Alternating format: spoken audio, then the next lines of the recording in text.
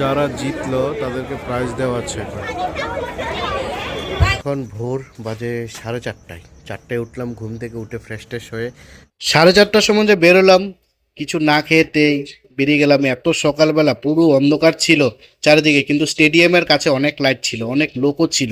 গিয়ে তারপর বুঝতে পারলাম এই যে মনে হচ্ছে ম্যারাথনটা এখান থেকেই শুরু হবে। সবাইকে একসাথে জড়ো করলো, জড়ো করে তারপর শুরু হচ্ছে। স্টেডিয়ামের সামনে গিয়ে দেখলাম বাপরে বাপ, এত লোক, এত অ্যাথলেটিক্স, সবাই স্টেডিয়াম থেকে বেরোচ্ছে। মানে সবাই 10 কিলোমিটার রানিং করার জন্য সবাই প্রস্তুতি। ম্যারাথন শুরু হয়ে গেল।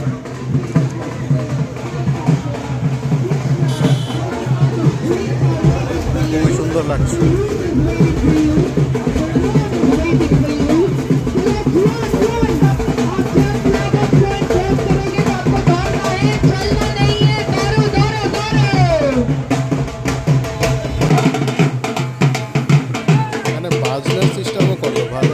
আমি ফার্স্ট টাইম এই স্টেডিয়ামের ভেতরে ঢুকলাম, তো ঢুকে দেখতে পেলাম অনেক সাউন্ড হচ্ছে, প্রচুর সাউন্ড। ভেতরে কি হচ্ছে বুঝতে পারছিলাম না। গিয়ে তো দেখতে পাচ্ছি যে মানে এত জগিং এর মতো হচ্ছে না, খুব দারুণ লাগছিল। বাইরে থেকে যে মিউজিকটা পেলাম, সেই মিউজিকটা গিয়ে ভেতরে দেখতে পেলাম যে জগিং করা হচ্ছে।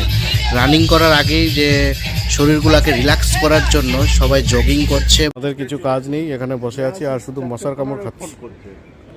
এত মশা কামড়াচ্ছে, বাপরে বাপ, প্রচুর মশা। প্রথমেই চলে গেল 10 কিলোমিটার, এখন ছিল 5 কিলোমিটার আর 3 কিলোমিটার বাকি।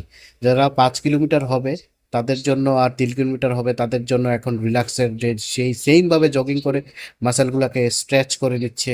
তারপর ওরা চলে এসছে, চলে আসার পরে ব্রেকফাস্ট নিয়ে শুরু হয়ে গেল। ব্রেকফাস্ট করছে, খাওয়া দাওয়া তো করতে হবে। তারপর আমাদের প্রাইজ সিরিমনি আপনারা তো দেখতেই পাচ্ছেন।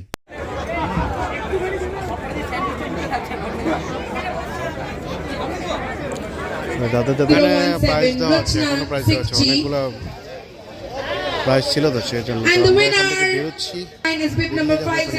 সেই 4টা 4:30 সময় এসেছিল, এখন মোটামুটি 1টা বেজে সব জিনিসপত্র নিয়ে বেরিয়ে যাচ্ছি। অনেকদিন পরে এত সকালবেলা উঠলাম, আর যেখান থেকে শুরু হয়েছিল যে রানিংগুলো, সেই জায়গায় আবার চলে আসলাম। ভেতর থেকে বেরিয়ে গেছি, এখন সোজা যাব বাড়ি। আর ভাল লাগছে না, মানে প্রচুর টায়ার্ড, চোখেও পড়ছে প্রচুর ঘুম।